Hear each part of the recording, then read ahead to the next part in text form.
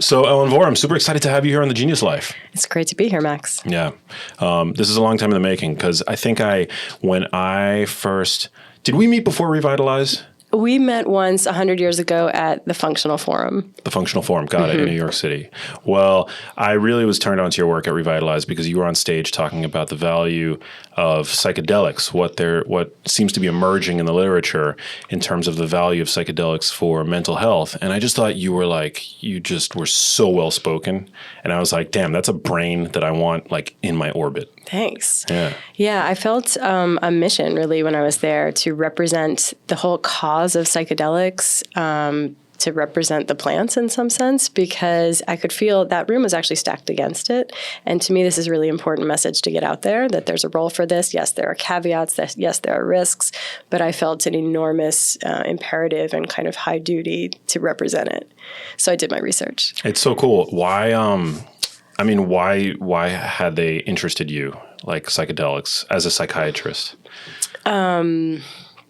No, I didn't even come to it thinking about it from the mental health standpoint. I came to it more in my own journey. Oh, wow. And then got really curious. Could this possibly have implications for mental health? And then I took a look under the hood of the research, and the research is really solid and really life-affirming and encouraging. Yeah, I'm super into the whole default mode network thing, and how the psychedelics seem to be able to reduce activity, and you totally described it so eloquently. I mean, there's that spectrum, right, where people that are prone to excessive rumination and anxiety and things like that, they might have too much activity in the default mode network, and the psychedelics seem to open up the belt a little bit. Yeah, and it's not all bad, right? It's not to the DMN, the default mode network, it's part of what makes us human. It's part of what makes us hypervigilant and anxious and anticipating negative consequences. It keeps us alive and functioning and with a separate sense of the self, which motivates us to do a lot of, we build buildings and bridges for this. But I think it's a maladaptation that humans can easily fall into, which is that we're just spending all of our time in that ruminative state. And to just get even a glimpse of the experience of you're not in all DMN mode, it's transformative for people to just see a glimpse of what it feels like to feel a sense of oneness with things beyond themselves, to not feel so entrenched in those patterns of rumination, anxiety, depression.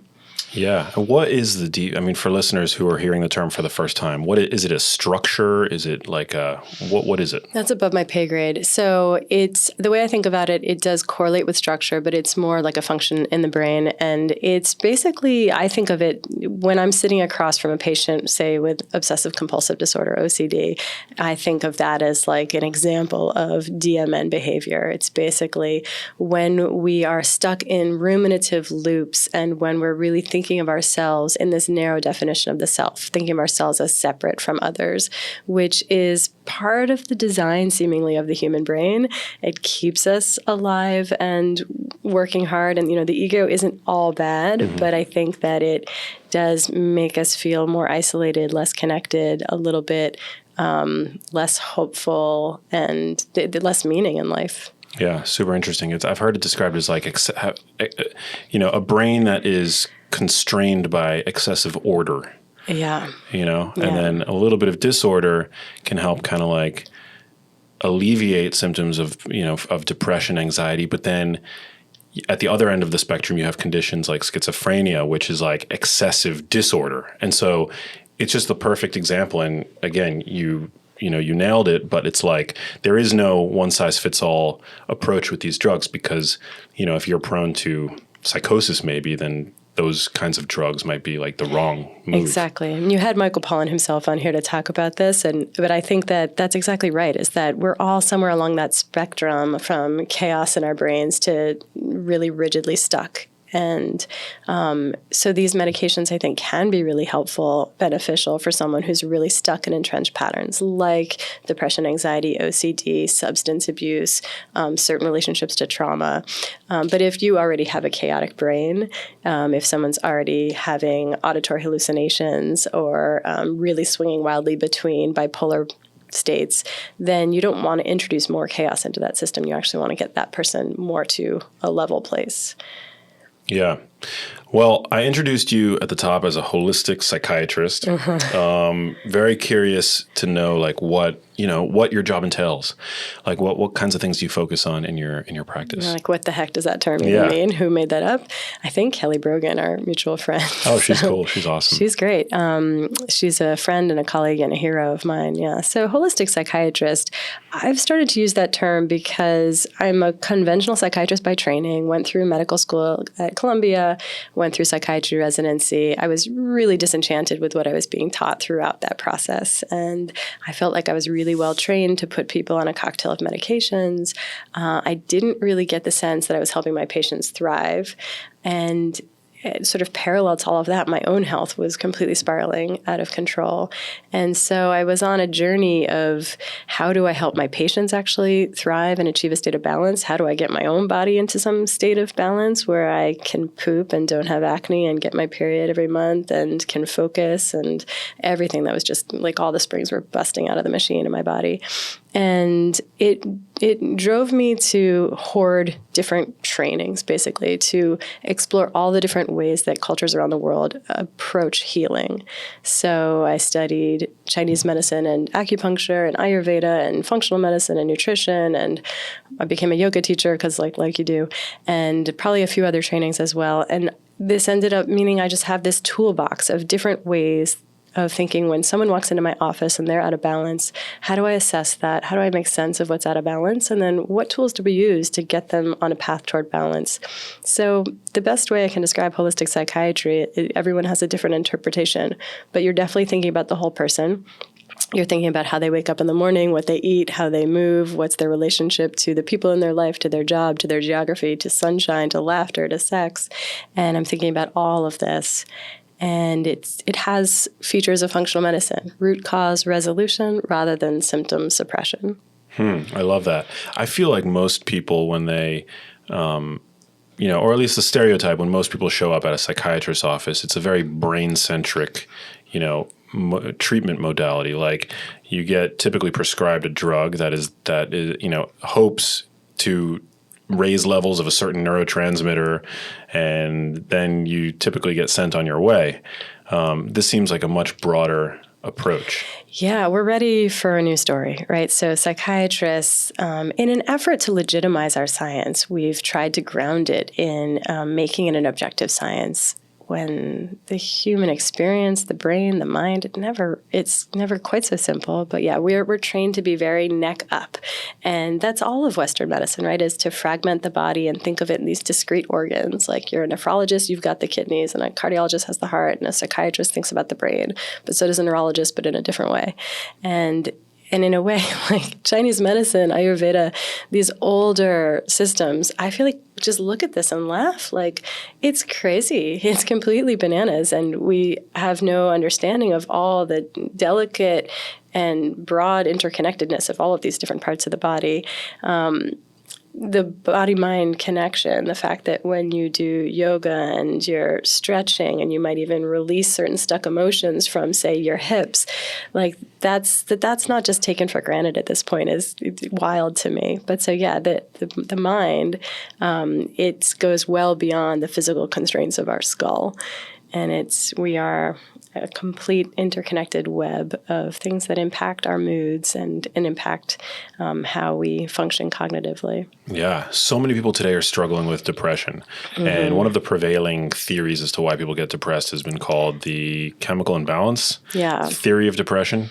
And what you offer is sort of a new twist on that. Can you describe like the old theory and then like what your working model is for depression? Yeah. So for those of us who were alive and cognizant in the 90s, we were all taught the chemical imbalance approach, the understanding of depression with Zoloft commercials. That's where I learned it, right? And it was like these little happy little bubbles, and a bubble got sad and then took Zoloft, and it increased the bubbles of serotonin, and then that bubble was happy, and it's like this little cute cartoon.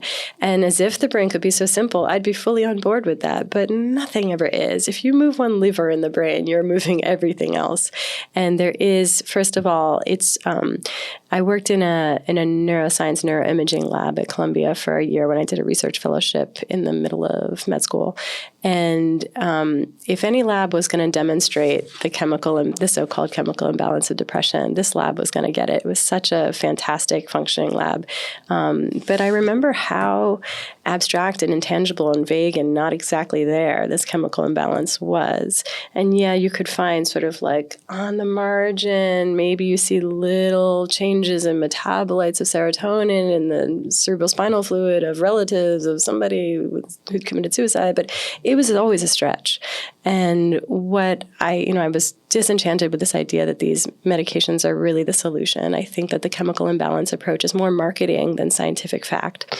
And there's also the fact that these meds, if they really corrected this so-called chemical imbalance, they'd work better than they do. They don't separate from placebo in mild to moderate depression. That's an inconvenient truth that should be more widely understood, just in the name of informed consent, that when we start someone on a medication, they should know the whole story. Is this really benefiting you? Is it mainly a placebo? Which would be fine. I'd be fully on board with leveraging the placebo effect if these were truly benign medications, but unfortunately, they have side effects, they have potential adverse effects, and then to me, most damning of all is that they're really difficult to get off of. But so a different way of thinking about depression is, at least in the literature, you have this competing hypothesis of the cytokine hypothesis of depression, which is thinking about inflammation in the brain. The brain is a fleshy piece of meat in our body like anything else. And if we are inflamed in our body, which we all are, then we're inflamed in our brain. And for a long time, we had this really misguided belief that the immune system doesn't impact the brain. That's false. And so when we're inflamed, we have cytokines, we have inflammatory markers impacting our brain, and that tells our brain we're sick, we're out of balance. And like everything, we have things that we adapted to in more like proverbial savanna conditions that are now maladaptations.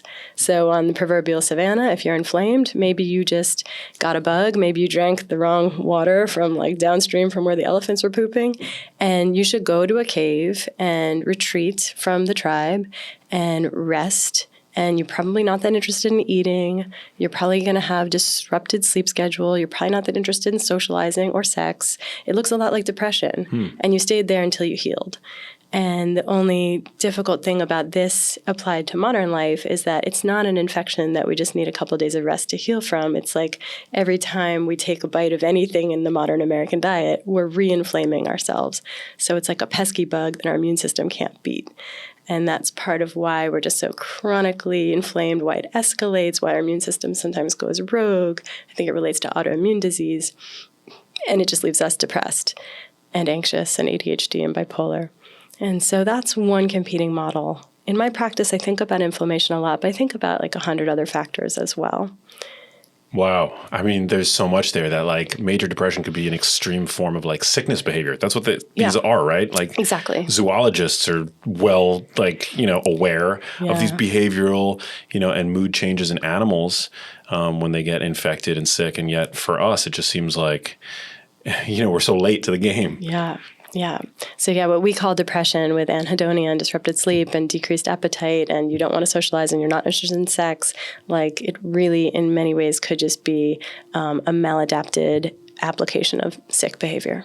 Wow. Fascinating. So what kinds of things then in your clinic do you test for? I mean, do you do blood, as a psychiatrist, do you do blood work? I am not Mrs. Blood Test, I have to tell you. So, I mean, I came of age in a functional medicine training and learned how to test and learned how to come up with a pretty thorough and bespoke supplement regimen. But the further I get into my practice, the further away from that I get. So every once in a while, I'll do some light blood testing and I will look at things like B12 levels and folate levels and maybe highly sensitive CRP or homocysteine levels.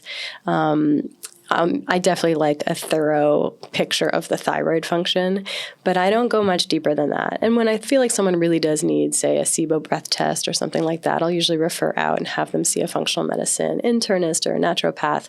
But overall, I like to keep things feeling a little bit less medical in my practice. And that's by design, because what I've learned is that I guess I'm not just a different application of the objective masculine medical practice. Like I feel like sometimes functional medicine just takes that same very exert control over the body, but just does it in a more enlightened way. But I'm taking a very feminine approach to mental health at this point. And so it's much more energetic. It's much more helping somebody really go into the jungle and explore their unconscious. And it's a little bit less about like, oh, it's your vitamin D level. We can just supplement with that and you're good to go. Yeah. It's I love to hear that. I feel like in functional medicine, there's a lot of testing, and I don't know how much of it is, necessarily, evidence-based. I feel like a lot of these, many practitioners, not all, but many will take like this sort of kitchen sink approach, and it gets very expensive. Yeah. And it can be a little bit elitist for that reason, because it's like, who can afford that? Yeah, it's a big problem. And I have two other objections to it. I think one thing is that I used to put people on these really extensive regimens of supplements, but I think that there is something about swallowing back a bunch of pills, not to mention the additives and all the weird gelatin casing and everything, but I think it puts you in a sick role. Like it makes you feel like a patient to be like, gotta take my supplements, and then you're standing there swallowing pills. And I don't really want people to be in that mindset. I think it's important to feel well and to kind of just keep building towards feeling well. And I also think that when we put all the power in objective numbers, we're really taking the power away from our own ability to listen to our bodies, to tune into that, to intuit how we're doing. I feel like at this point, I can like intuit my vitamin D level based on like how much I'm craving the sun. And I think that I want to help dust off that line of connection with their own bodies for my patients. Yeah, vitamin D is super important.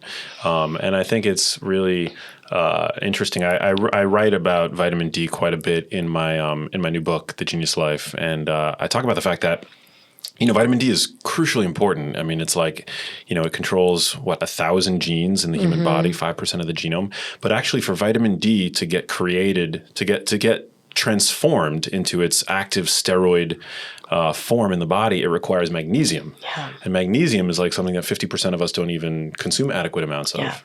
Yeah. We're all deficient in magnesium because our food is deficient, because our soil is deficient. And so who among us is actually adequately supplementing with magnesium? That is one pill I usually want people to take, especially my patients with anxiety or insomnia. But vitamin D, I have a little bit of an emerging controversial view that I've been exploring around vitamin D, which is that like I used to put everyone on a nice liquid vitamin D K2, but now I think that I actually do think that sunshine is the best way to get our vitamin D. I think it's different when our own cells, or the melanin in our cells, manufactures the vitamin D rather than when we're taking it in supplemental form.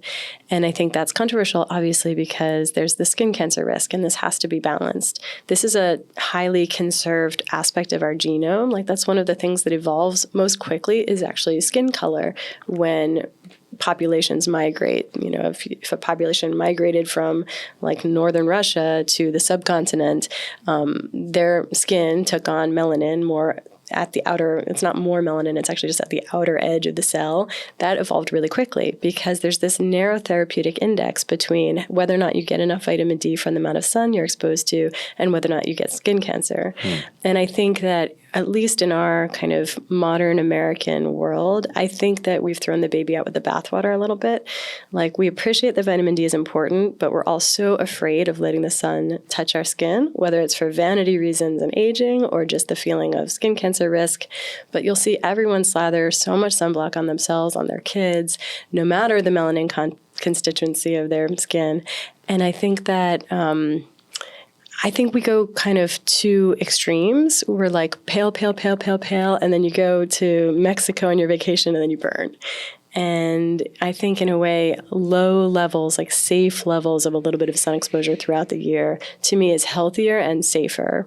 And I think that a little bit more natural vitamin D in certain ways is cancer protective. So it gets very complicated when you think about skin cancer risk. Yeah, but think about what if you're getting lots and lots of sun, but you're not at the same time consuming adequate magnesium, which, by the way, we know is required for all of the body's 50 DNA repair enzymes. And DNA damage is like at the root, one of the potential root causes for cancer. So you're like getting all this sun, you're not consuming adequate magnesium, but then take a person who's getting lots and lots of sun and then give them adequate, or they're eating adequate magnesium, they're probably going to be protected. And there have been. And then they win, yeah. Yeah, they win. And then my patients who don't want to swallow a horse pill of magnesium, a really nice way to take your magnesium is actually an Epsom salt bath. And that's that's kind of how you can like supplement with it through your skin. Wow. They also make these different magna gels, which I don't know. I don't really tolerate them. But for people who do, that's an easy way to take magnesium. It like get into an Epsom salt bath. It gets in through the skin. Mm-hmm. That's amazing. Mm-hmm. And it's relaxing and helps relax your muscles. And it's a pleasant thing. And it's quote unquote self-care, which is a concept we should talk about. Yeah, let's talk about all the things. Okay. So for people who are like, who want to, so for people who are like battling depression, anxiety, things like that. We'll tackle one at a time. But yeah, what are some things that people can do to feel less depressed? I feel like depression is something that like, and also how do we know when it's like, when the depression that we're feeling is like a normal part of like the human experience versus like when it's like clinical? I love that question. Yep. So that's exactly the concept behind the book I'm writing right now on anxiety, which is that there's all of this preventable, unnecessary dips in our mood and anxiety that we could avoid. And it's better to not be depressed in those ways, to be anxious in those ways. And then there's some remaining deep feeling that is sort of our compass and our guide that helps us navigate our life choices. And you don't actually want to, nor could you ever eradicate that through better vitamin D and magnesium supplementation. And so you kind of have to discern like what is the unnecessary depression and anxiety that we can manage, and then what is the real stuff that we want to listen to. So in terms of managing the unnecessary, depression and anxiety are slightly two different categories. Like with anxiety, I always think about it as anxiety in many ways it's a stress response in the body. And you want to avoid unnecessary stress responses. And that can be keeping your blood sugar stable. That can be avoiding excess caffeine. That can be making sure that you got adequate sleep, making sure you have, you sort of get conscious of your choices around alcohol and coffee, and then and exercise plays a role too there. And it's a little bit of a nuanced role because I think not all exercise helps mitigate stress response in the body. Some people are actually giving themselves a stress response with certain kinds of intense workouts. And then depression is a sort of a different story, but I think that I really like the term from Julia Ross, which is called false mood, which is like there's like a real mood is like something just happened in your life. You lost somebody you loved, you got fired, and you're in a mood, and that's a real mood, and there's no need to do anything about that. You want to feel your feelings. But a false mood is when your blood sugar is crashing, but instead you actually just feel despairing and anxious, and it's like, you're picking fights with your partner, everything feels terrible, but it's really just that your blood sugar crashed because of what you ate a few hours earlier. So those are false moods, and those can be really handled by diet and lifestyle changes. So for depression, I give people this buffet of things to choose from. And I want to say that at the outset, because sometimes I'll list like, here are the 50 things you can do to help yourself feel less depressed. And if anybody here is depressed, it's like you can barely get out of bed in the morning. So the idea of like this little chipper doctor being like, here are the 50 things you should do right now. It's like, oh, brother, and you don't even want to start at all. So it's a buffet, and you reach for the thing that feels most accessible, most doable for you right now. And any shift will make it easier to make the next shift, and so on and so forth. So it starts with prioritizing sleep. That's usually kind of a nice one. Sleep is free. It's great for our health and our longevity and our mood and our creativity and our patience and everything. It don't cost a thing. We all kind of want more of it, but I don't think it's that we don't prioritize it. Some people don't prioritize it. I think a lot of people prioritize it and struggle to get good quality sleep. So I like to set people up for success with sleep. That's things like getting the phone out of the bedroom, getting strategic about caffeine consumption, getting strategic about light in the evening, maintaining stable blood sugar overnight. And then exercise is just as good, if not better, than any medication we have for depression. But it's hard to do. So my big thing on this is to lower people's standards for exercise, because we're very all or nothing in how we think about it. It's like if you're not joining a gym and getting a trainer and doing high intensity interval training mixed with intermittent fasting and CrossFit, like then, just give up. It's not worth it. And I used to be such an avid exerciser. I would go to yoga. It was like a door-to-door 2-hour experience. I have a busy practice and a 4-year-old. That's not happening anymore. So now I do about 5, maybe 10 minutes of Pilates or yoga in my living room some days of the week. And it's not perfect, but it's sustainable, and I've been doing it for 4 years. And it's something. It's something, and it does boost my mood. So I really like to encourage my patients to get their standards much lower and just do something that's pleasant. And bonus points if it involves any kind of like endorphins, like if it's dancing, if you put on Whitney Houston and dance, like that's a great thing to do. Or getting outdoors and getting a little fresh air and sunshine. Maybe you just take a brisk walk, but something very doable. And then food is kind of the keys to the kingdom when it comes to mood disorders, but that's easier said than done. And I love getting into the weeds of like the nuance of diet, and we could talk about that definitely for a long time. But mostly I think the compass is eat real food and avoid fake food. And if you're generally erring on the side of eating real food, you're going to be eating anti-inflammatory foods, you're going to be eating nutrient-dense foods. And if people need more instruction within that, you kind of want to, sometimes we all need so much re-education when it comes to food. Like we kind of get now to stop slandering fat, to stop slandering cholesterol, red meat. But I think still people need a re-education of like, what's a balanced plate? Because it's not just what you eliminate, but it's like what you add in, and make sure you're actually getting all of the macronutrients in adequate proportions, and you're actually getting all the micronutrients. And I think we're all walking around like overfed but undernourished because we have lost all touch with traditional food culture. We don't know how to feed ourselves. Yeah, I couldn't agree more.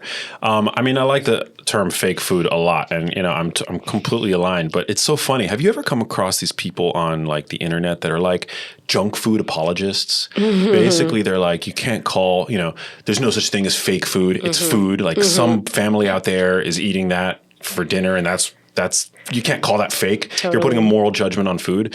I'm like, well, yeah. What's your opinion? I can, offer mine, but I mean, like, what's your take on that?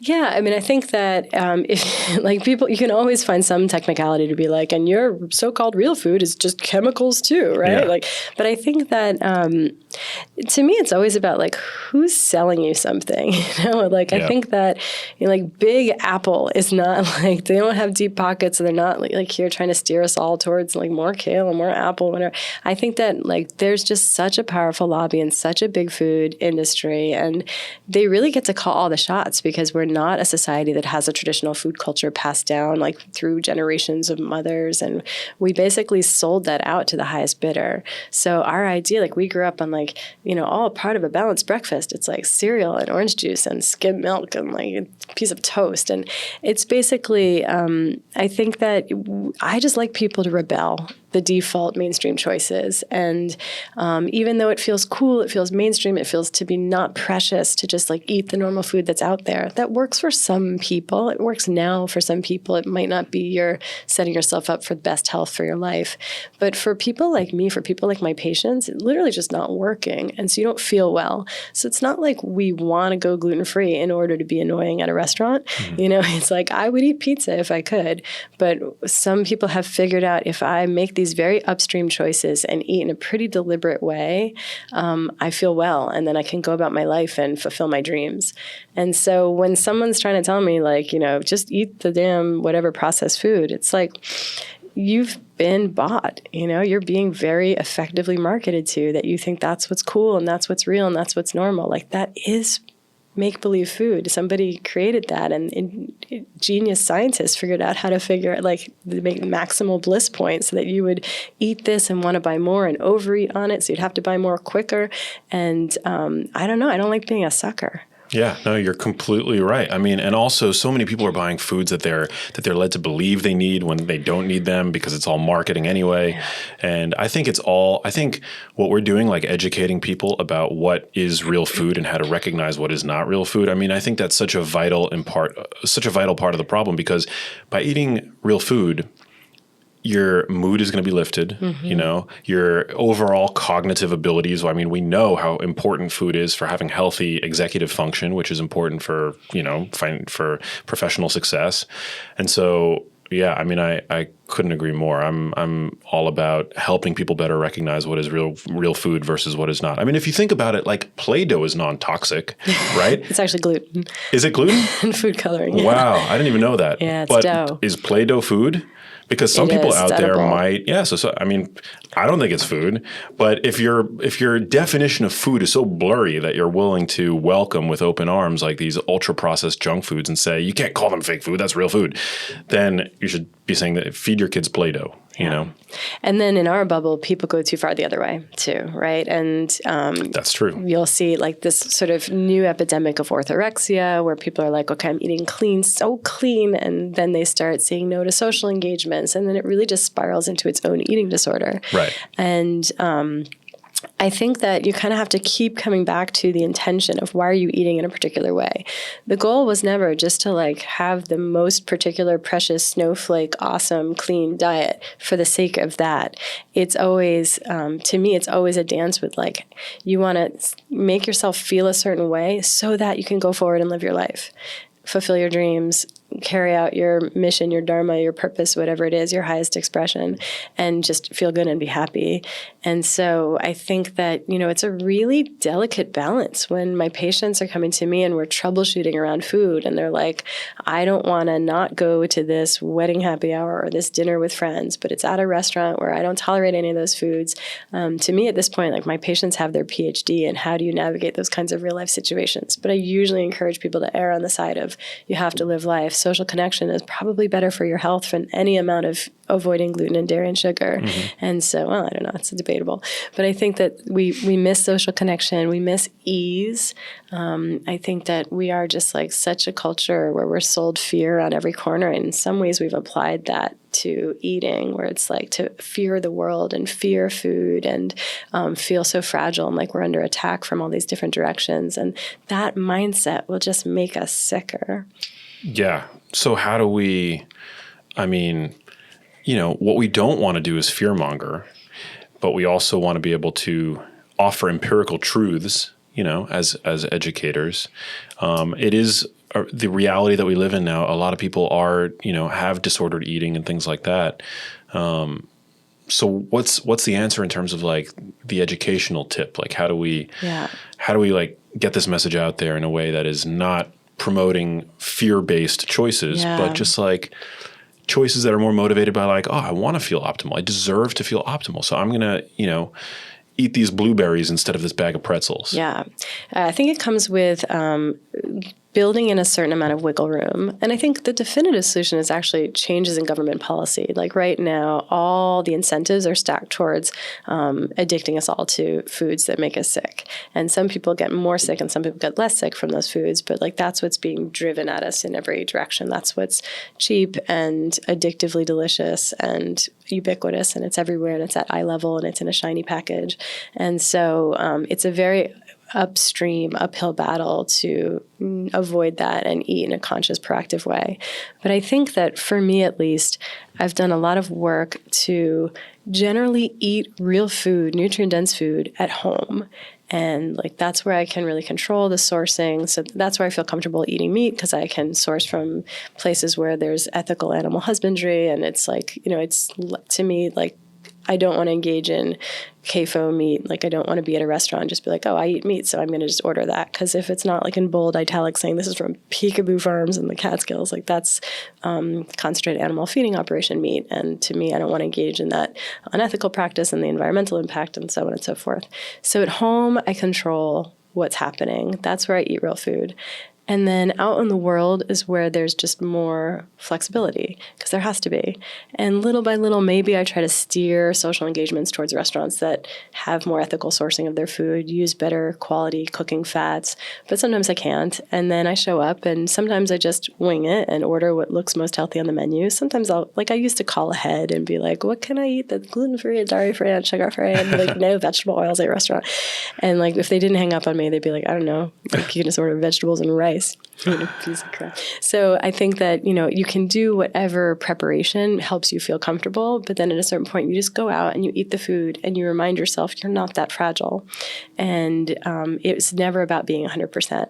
I'll caveat that by saying I have patients who are recovering from eating disorders. And I think there's an interesting relationship between like a paleo or real foods diet and eating disorders. To someone who's eating Doritos and like cupcakes, they think that the paleo diet is an eating disorder. For a lot of my patients, when they were just eating in a normal way, they had an intolerance to a lot of those foods, typically gluten and dairy, and it was inflaming them. And for whatever interesting reason, it was making them overeat on those foods and get into a drug restriction binge relationship with those foods. And so for them, actually abstaining from foods like gluten, dairy, sugar, and processed foods, that's what actually got them freedom from their eating disorder, which has been an interesting thing for me to witness in my practice. So, because the orthodoxy in eating disorder treatment is always to avoid restriction, everything in moderation.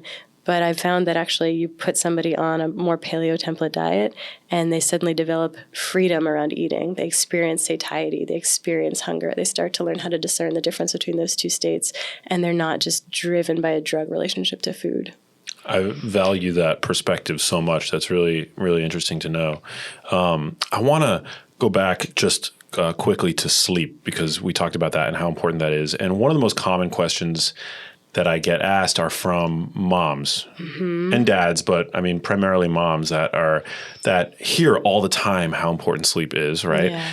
But they have like kids, like newborns sometimes, that just like prevent them. And I think you're the first sleep expert that I've had on my podcast who is a female, and also you have a kid. And so, yeah, how did you, like, knowing everything that you know about sleep, how did you balance those obligations? Woman, mom, doctor, sleep expert. Yeah. So, well, I think that it is like a little bit of not a pet peeve, but I have an interesting reaction when I see people lecture me about sleep, and I look at their lives, and it's kind of reminds me of like a yoga enunciate who like gets to go live on a mountaintop and meditate all day. It's like, yeah, you could perfectly optimize your life because nobody depends on you, you know. And it's like you do your 18-hour a day like intermittent fasting and perfect balance of high intensity interval training and weightlifting, and like you've got it, you're nailing it. Keto, you do it. But like introduce the householders, like the real world pulls on our attention and our time.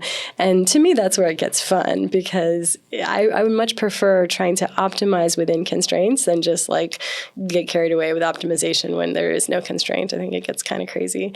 So one thing is that newborns are, that's temporary. And so it really is bad, and it really is built into the system. Like I do feel like you have a bit of a hormonal change to your brain, so you can tolerate some amount of sleep deprivation better than you would if you were at a different phase of your life, if you didn't have those hormones supporting it. That is not to say it like feels good, or like every time that cry wakes you up at 3 a.m, you're like, God damn it, I love you, but God damn it, you're so cute. Good thing they're cute.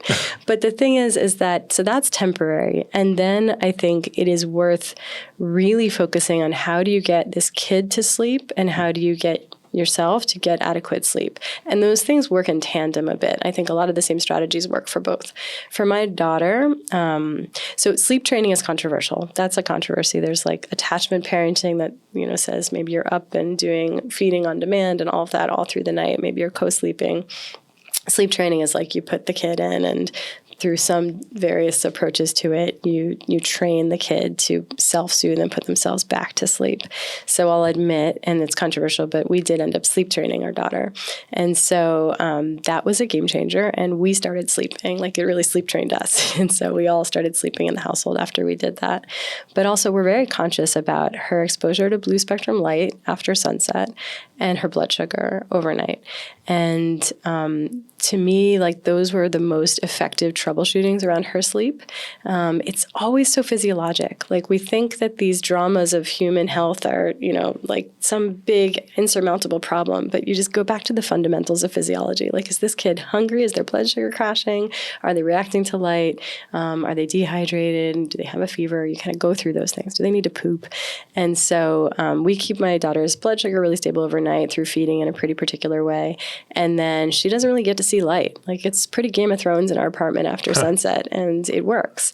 And then we apply those same metrics to ourselves. And the thing I've always struggled with is sleep procrastination. So even since becoming a parent, I will, like we all do it, right? It's like one last thing. I have to finish this thing for work. I want a minute to myself. I want to watch one more show, whatever it is.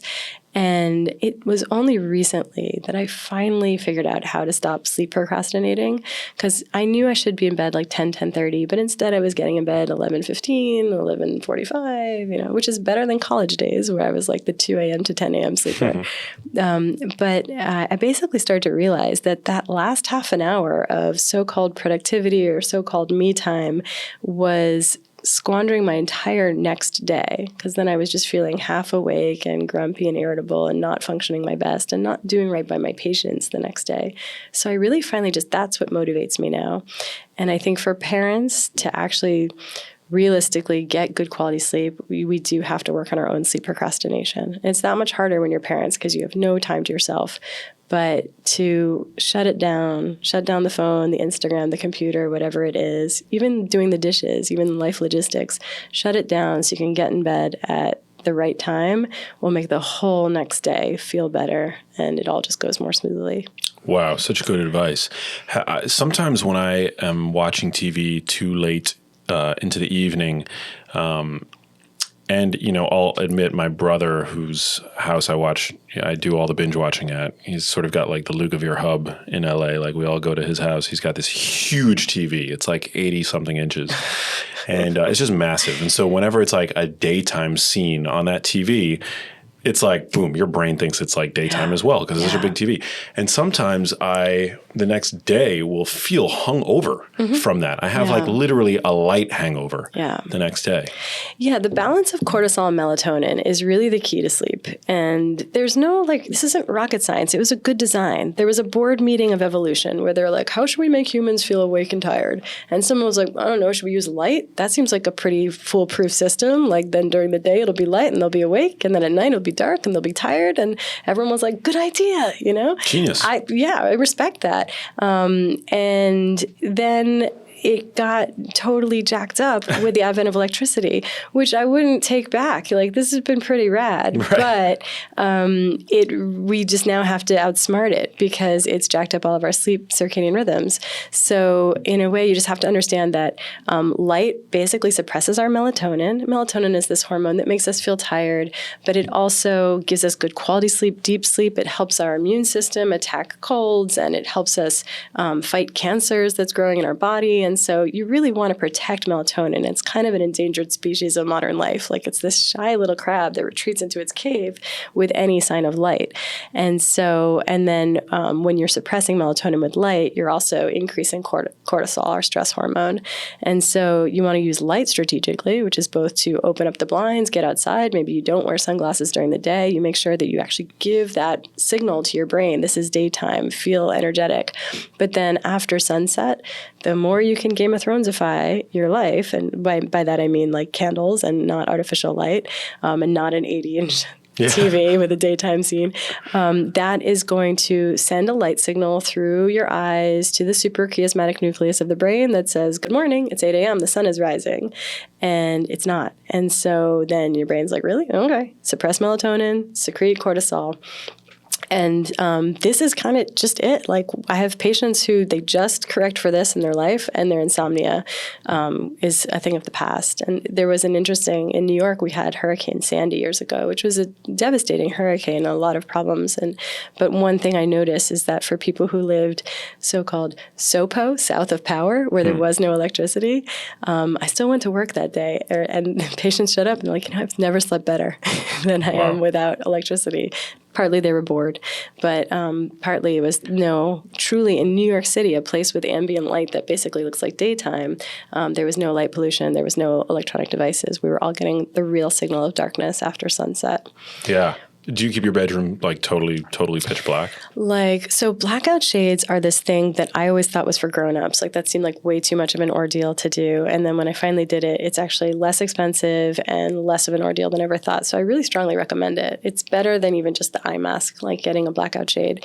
Our bedroom is like walk off a cliff dark at night. And cold and all the things and white noise. We do it all. You do it all. Yeah. I like when you were talking about melatonin that you mentioned that melatonin, because there's a nuance that sometimes gets lost in the conversation about melatonin and sleep, that melatonin has all these side hustles. It's an important antioxidant.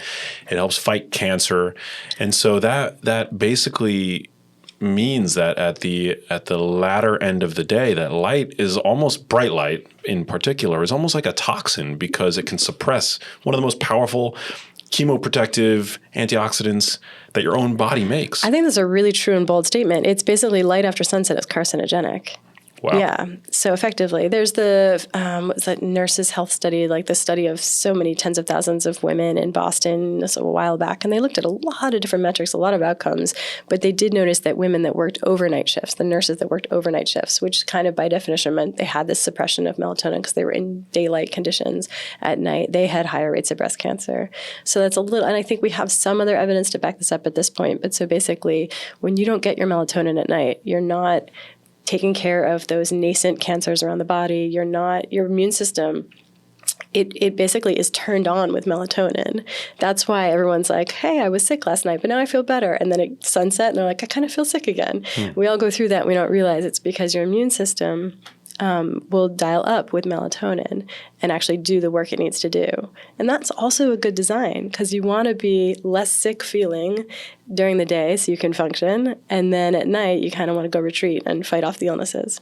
Yeah. I mean, God, sleep is so amazing. Melatonin also it is involved. It activates brown fat. It was recently revealed in the literature. It's a gatekeeper in the process known as autophagy, which is, when your cells clean house. It's sort of like the Kondo method for your cells. Mm-hmm. the KonMari method. Yep. The garbage truck's going through the streets of your brain, being like, oh, look at all this trash. Get it out of here. I know. There's one other thing on cortisol worth bringing up, which is that this concept of overtired, which I never understood until I had a kid. I never had heard that word. And then when I heard that word in the context of having a kid, I was like, that can't possibly be a thing, overtired. You just get tired and then more tired. But what you learn when you have a kid is that they have tired signs. They'll yawn. They'll rub their eyes. They'll kind of like show you that they're sleepy. And it looks so cute and so sweet. It's actually a total emergency. And when you see a kid that's tired, you have to change their diaper and swaddle them and put like this pile of dynamites in the crib and then exit yourself from the situation. Because if you miss that sweet spot when they're perfectly tired, then they're going to get overtired, which is a secretion of cortisol. And you start to, like for a kid, they're crying inconsolably. They're arching their back. They're emanating heat. And of course, it happens to adults too. So we start to recognize our tired signs, and then you can recognize your overtired signs too. Is that why when you delay sleep, you get like almost like a second wind? Exactly. It's the second wind. It's the tired but wired. It's the I was falling asleep on the couch 1 minute, and now I'm doing projects, and now I'm tossing and turning, trying to fall asleep. Yeah. And all of a sudden you can't sleep. When you were just falling asleep on the couch like 10 to 20 minutes ago. Because you have cortisol coursing through your veins at this point. Because basically, and I think this is a good design too, I love the ancestral mentality, like to make sense of why do our bodies respond in certain ways to certain situations. And I think that basically, if you didn't go to bed when you were tired, you probably had a good reason for that. Like tonight's the war or the Great Migration. There's something, you're on night shift duty, whatever it is. So your body, like this eager, zealous employee that it is like, I will help you stay awake all night. I will secrete cortisol. I'll suppress melatonin. Let's do this. And that's fine when it's the Great Migration. And it just doesn't work in our modern life where we're basically artificially awake in the evening because we have addictive devices that make us want to stay up just a little bit later. And then we end up overtired every night. Wow. We've covered so much. I mean, we've covered lifestyle and dietary modifications to fight depression. We talked about anxiety, limiting caffeine, keeping your blood sugar stable. Is there anything else you want to add? Because we're almost out of time, but man, I feel like I can keep talking to you for hours. So, let's see. One thing we need to talk about is community. And I called melatonin the endangered species of modern life, but I actually think it's community. Wow. And that's the secret sauce to who is actually healthy and happy and maintains brain function late into life and people who are fulfilled. And it's kind of like it is about our social connections, full stop. And I think that that's something people have to work really hard at and practically at in modern life because modern life just creates all of this isolation into our silos and our McMansions and our SUVs, and we're not getting out and connecting. And this one's easier said than done. Like I love to solve problems with health, and it's easier to say, hey, take a spoonful of almond butter to keep your blood sugar stable. But how do you guide somebody in making friends? It's tougher. One thing I found in my own life is to really lower my standards for how I host people. So like some people think hosting means you like break out the fine china and you go grocery shopping and you cook a meal for people and you like light a candle. And that would be lovely. I love when people host me in that way, but it's not practical or realistic when you're busy. So I think you lower your standards. What we do in my household is we're like, come over, we'll be ordering takeout, the end. And we basically just open our front door. That's the degree of effort that we do. We don't even clean up. So it's like, if you can start to get comfortable with having people over to a messy home to eat takeout food, good quality takeout food, and then you're having a social connection with a really low activation energy. So you're just making it, it's just more readily possible in your life.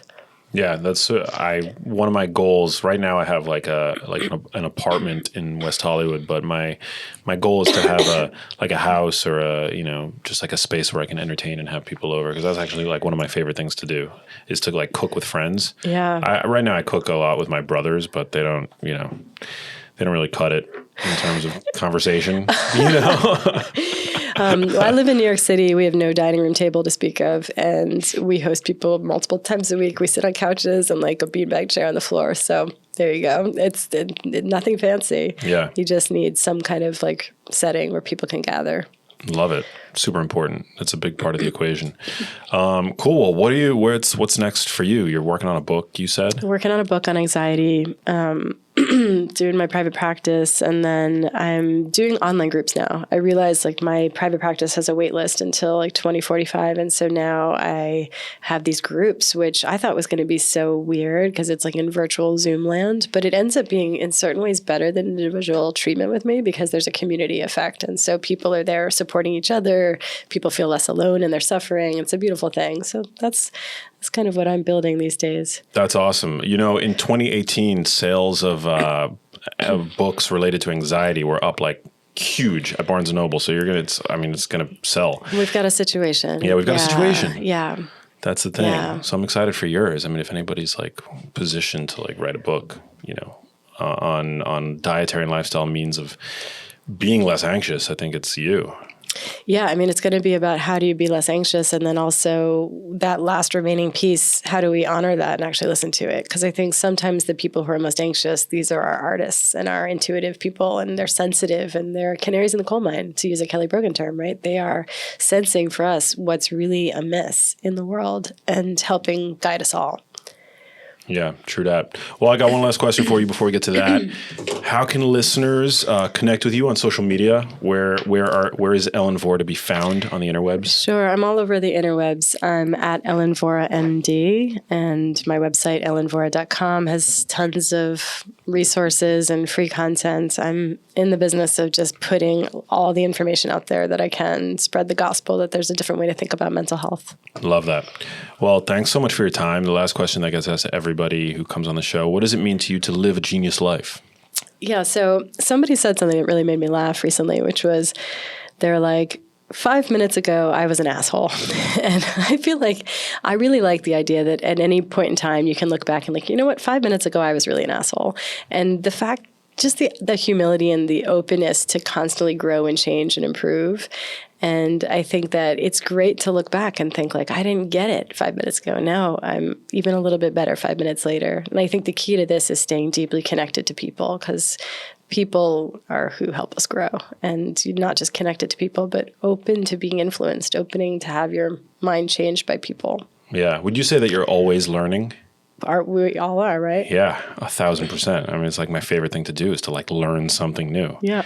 I feel like I learned a lot over the course of the last hour. What's the last thing that you learned? The last thing that I learned? Ooh, I wasn't prepared for that question. Just think about like a fact that you...